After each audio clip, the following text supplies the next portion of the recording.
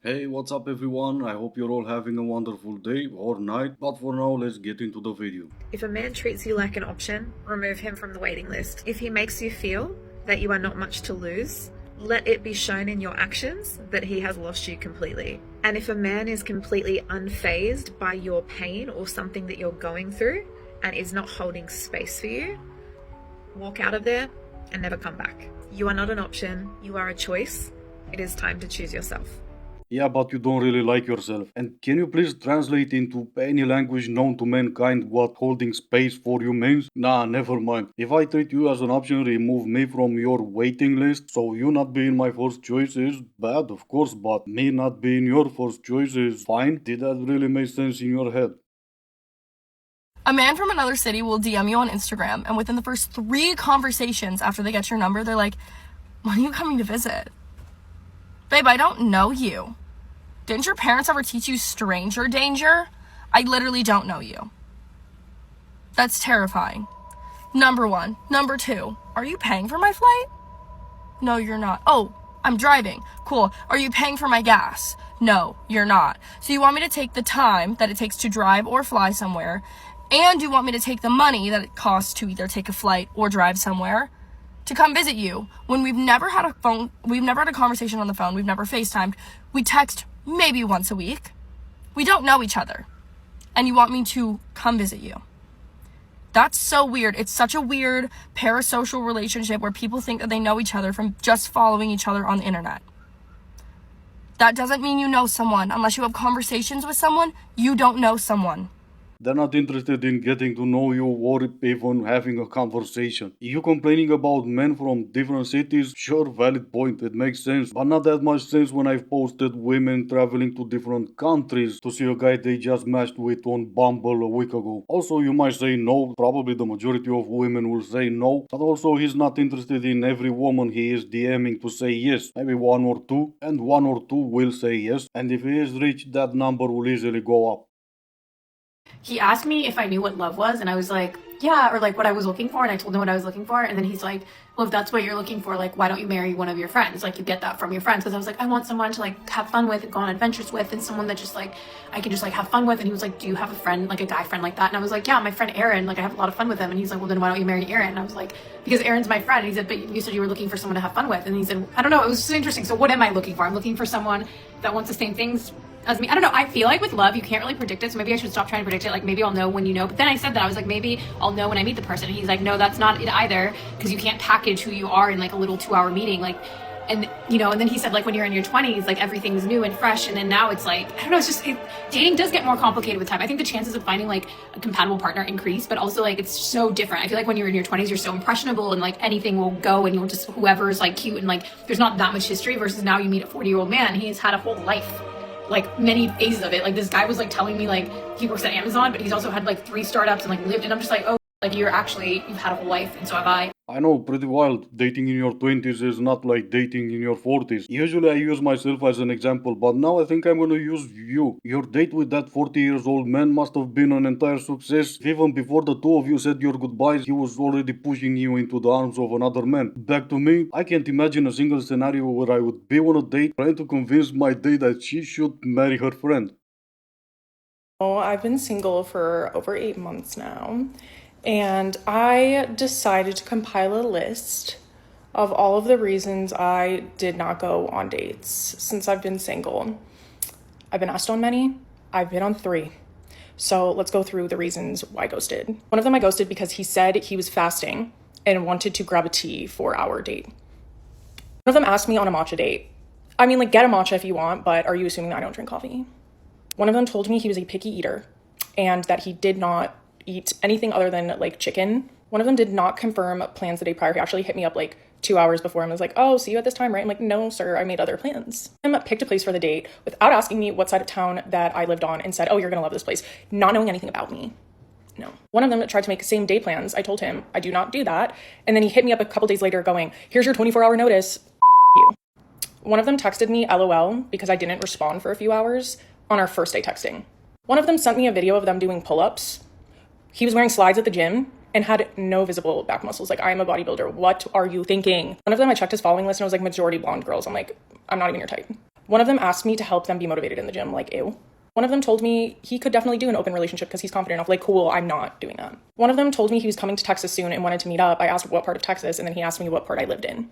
Horrible, I know. He was coming to see you. And where did he get the audacity to even ask you where you live? So he will know where to come to see you. And yes, I know, I should feel sorry for all these ladies who can't find a date or a good man or whatever. But how could I feel sorry for any of them when they don't go on a date with some guy just because he's gonna eat chicken? I know I'm weird like that, I don't feel sorry for them and I'm not even sorry. And by the way, princess, just because he asked you on a mocha date doesn't mean you are not allowed to have coffee. Oh no, dating is so bad. What could possibly be the reason why? A man wants to go 50-50 with you on a date, do this. Oh my god! Oh my god, I'm so sorry. I completely thought that this was a date. I didn't realize that you just want to be friends. Oh, silly me. I'm so sorry. Yeah, of course. Here's my card. I mean, yeah, Just the idea of splitting the bill increased her heart rate so much that she started breathing heavily. I'm gonna need you to calm down, princess, and pay up. And forget about us being friends since I've already decided we're not gonna see each other again. Going by a study performed on more than 300,000 people, only 7% of men are okay with splitting the bill. Now, I don't think there is a study out there on how many gold diggers there are, but going by the amount I've posted, I would probably say way more than 7%. So how is it that so many of them are butthurt about a men asking them to split the bill? Are they all dating those 7% of men and not just once but multiple times? So last night I got home and my roommate was, let's say, enjoying his time alone, if you know what I mean. I had the bright idea to mess with him a little. And don't come for me, there's a happy ending, okay? So his door's closed and I loudly come up the stairs because I wanted to hear him just scramble a little, you know? And then I go into my room, close the door. I hear him stop, but then I hear him keep going. He thinks he's in the clear. But what he didn't know is I was sitting outside. So I waited until the perfect moment. He had his sound just on enough that I could hear, you know, when he was, let's say, gonna be done. So right before then, I timed it pretty perfectly, like I've gotta say. I bust through, he didn't lock the door, and then I helped him finish at the end, and his face was amazed. We've all probably seen that movie, only with a different mattress actress. Oh, but Phil, where's the happy ending she was talking about? How the hell would I know? But if I was to guess, I would say he ended up paying the $4.99 a month.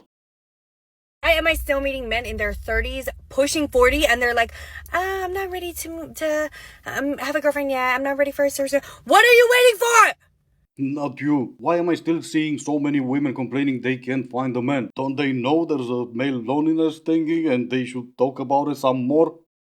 I've never felt bad for a girl who's not in a relationship, but like every time I come across a girl who has a loser boyfriend or husband or whatever, I am praying for her freedom like she's a prisoner. Well, good for you. That's what I love to see. Misery loves company. I mean, women supporting women, of course. Let me read what this other angel had to say. Or probably not. But she goes like this. I love how women set secret deadlines for men, like, if he doesn't propose by June, I'm out. Meanwhile, he's just vibing, completely unaware he's got 2 weeks left on his sentence. Right. Princess, if you meant to say that in 2 weeks he's gonna get his freedom, nailed it. I don't care what anybody says. I truly believe this. I think men do not fall in love with women that they can control. I don't think men fall in love with women that cook for them, clean for them, baby them, do everything for them. Those are babies. Those are not men. True men, I believe, fall in love with women who challenge them, who are, who they don't understand, okay? Understand the concept of when you hear people say men love mystery, it's not the kind of mystery where you're playing games and you're not answering on time and you're trying to act a certain way. I think men really do fall in love with women who challenge them in a way where they don't fully understand that woman, where she's different, where she evokes an emotion out of him that no other woman could, or evoke a thought. A lot of women think it's just physicalities and it's all about black cat energy. No, I think men are much more deeper than we give them credit. I think it's quite impressive to get this part right and still be wrong about every single reason you've mentioned as on why men fall in love. And sure, absolutely, men will not fall in love with someone who takes her time to reply just because she saw another TikTok saying you need to wait for 2 hours. But everything about mystery and challenging him? Absolutely not. Black cat energy. Not a single man on this planet will say those words or think about those words. In the end, everything you've said on why men fall in love is just a bunch of ideas shared by women with each other. I got a question, man. Yeah. Is that douche deluche or dulce de lique? Frappe. So what? The douche deluche or de lique, whatever, frappe, whatever. Okay. I mean, What's the dose? Is it douche or deluce? Duce. Duce, alright. Alright, this is gonna be it for today. As always, I do hope you enjoyed it. If you didn't, I still appreciate you for making it this far. Thank you all so much for watching. Stay safe, and I will see you in the next one.